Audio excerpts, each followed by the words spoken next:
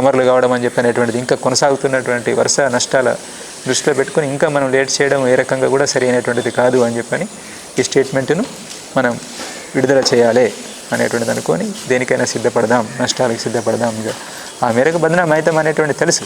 దాని గురించి మీరు ఎన్నైనా మాట్లాడచ్చు. ఇప్పుడు మీరు స్వీకరించడం కోసం సిద్ధమే, ఒక అనివార్యత. అది ముందు నుంచి చెప్పుకుంటూ వస్తున్న స్థితిని అర్థం చేసుకోవాలి. ఇది ఒక అనివార్యత అనేటువంటిది. దానికి కారణాలు ఇక అనేకం ఉన్నాయి. కారణాల గురించి మళ్ళీ ఇప్పుడు చెప్పదలుచుకోలేదు. ఇది ప్రక్రియ, స్థితి, పద్ధతులను ఉల్లంఘించి చేసినటువంటిది లేదు.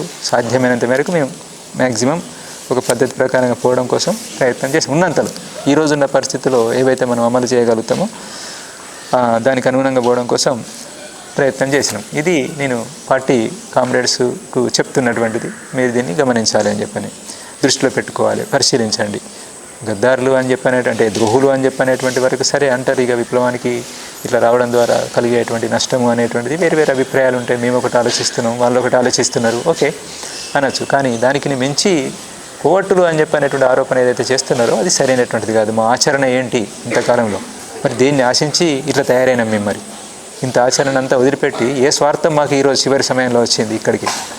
అంత స్వార్థం అనేటువంటిది గమనించండి. కామ్రేడ్స్, లోపల ఉన్నటువంటి కామ్రేడ్స్ మా ఆచరణ గురించి చాలా దగ్గరగా చూసినటువంటి కామ్రేడ్స్, ఏంటిది, ఎట్లున్నాం, మీతో పాటు కలిసి ఉన్నప్పుడు ఏం చేసినాం, మేము ఎట్లున్నాము, మా వ్యవహారం ఆచరణ అంతా ఏంటిదని తెలుసు. కాబట్టి మీరే నిర్ణయించుకోండి, వెనక్కి తీసుకోవాలని చెప్పినటువంటిది నా అప్పీలు. అంటే మీరు డైరెక్ట్గా శబ్దాన్ని ఉపయోగించలేదా? శబ్దాన్ని డైరెక్ట్ ఉపయోగించకపోయినా అది ఆ ధ్వని వ్యక్తమవుతున్నది. అది దానికి అనుగుణంగా బయట వాళ్ళు కావాలని చెప్పని ఇక ఒక సిస్టమ్గానే ఒకటి తయారైంది.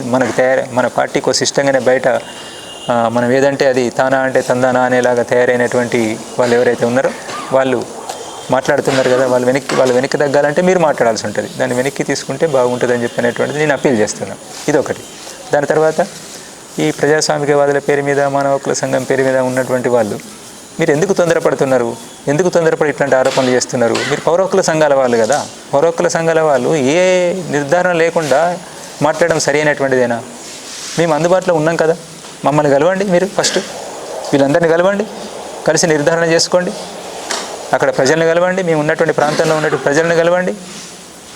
మేము ఎట్లా బ్రతికినాం అనేటువంటిది కదా మీ ప్రశ్న. అందరు చనిపోతారు, మరి ఈయన ఎట్లా బ్రతికిండని కదా మీ ప్రశ్న.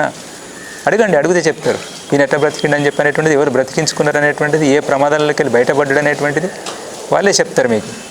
అందరు కూడా, ఈ అందరు కామ్రేడ్స్ గురించి కూడా చెప్తారు. మీరు ఒక ప్రక్రియను తీసుకోండి. మీరు తొందరపడి మాట్లాడకండి. గడ్డం లక్ష్మణ్ గారు, మీరు తొందరపడి మాట్లాడకండి. మీరు పౌర హక్కుల సంఘం వాళ్ళుగా మిమ్మల్ని కలవడం కోసం సిద్ధం. మిమ్మల్ని గౌరవిస్తున్నాం, మేము ముందు నుండి గౌరవిస్తూ వస్తున్నాం, ఈరోజు గౌరవిస్తున్నాం. మేము మంచులు దొరుకుతాయి కదా అని చెప్పని, స్టేజ్లు దొరుకుతాయి కదా, అనుకూల వాతావరణం ఉన్నది కదా అనేటువంటి దగ్గర నుంచి ఎట్లా అంటే అట్లా మాట్లాడడం సరి అయిన విధంగా ఉండదు. మీలాగా మేము సైద్ధాంతికంగా చర్చించలేకపోవచ్చు ఆ స్థాయిలో, కానీ వాస్తవాల మీద ఆధారపడి ఉండాలి. మీరు చేస్తున్న పని ఏంటిది? పౌర హక్కుల సంఘం మీరు చేయాల్సినటువంటి ఏంటిది? మీ పరిధి ఏంటిది? మీరు ఏం మాట్లాడుతున్నారు? ఇంటర్నల్ విషయాల్లోకి వచ్చి మాట్లాడుతున్నారు. సరే మాట్లాడండి, ఇంటర్నల్ విషయాలే మాట్లాడండి. కానీ రండి, మీరు కలవండి, చూడండి, సాక్షి ఏంటిది, ఏం జరిగిందని తెలుసుకొని ఒక నిర్ధారణకు వచ్చి అప్పుడు మాట్లాడండి. రెండు పక్షాలు, వేరు పక్షాల వాళ్ళు కలిసి రండి, ఒక టీమ్గా రండి. దానికి ఏర్పాటు మేము చేస్తాం, తప్పకుండా ఏర్పాటు చేస్తాం. అనుమతి తీసుకుంటాం, మీకు అనుమతి ఇస్తాం, కలుస్తాం. ఇది దృష్టిలో పెట్టుకోండి. ఆ ఆరోపణ, కోవర్ట్స్ అని చెప్పిన ఆరోపణకు సంబంధించినటువంటిది ఇంకొంత విషయాలు తెలుసుకుంటే బాగుంటుంది అనేటువంటిది నేను చెప్పేటువంటిది. ఈ అందరికీ కూడా, అంటే పార్టీకి నేను చెప్తున్నటువంటిది, మా పార్టీ కామ్రేడ్స్కి చెప్పేది అంటే, ఈరోజు ఉన్నటువంటి ఈ మనకు పూర్తి ప్రతికూలతలు ఉన్నటువంటి స్థితిలో మనం చేసినటువంటి ఈ ప్రతికూలతలు ఎక్కడి నుండి వచ్చినాయి అంటే, మనం చేసిన పొరపాట్ల కారణంగా, మన సీసీ, మన ఎస్జెడ్సీ, మనమంతా చేసిన పొరపాట్ల కారణంగా, మార్పులను గమనించకుండా, మనం సకాలంలో సరైన నిర్ణయాలు తీసుకోకుండా, నిర్ణయాలను చాలా ఆలస్యంగా తీసుకున్నటువంటి వాటిని చివరికి మొత్తం మన కాళ్ళు చేతులు కట్టివేయబడ్డట్టు అయిన తర్వాత మనం ఏదో చేయాలని చెప్పి తీసుకొచ్చి రాసుకొని వాటిని అమలు చేయలేనటువంటి స్థితి, ఆ స్థితిలో మనం ఇన్ని నష్టాలకు గురి కావాల్సి వచ్చింది.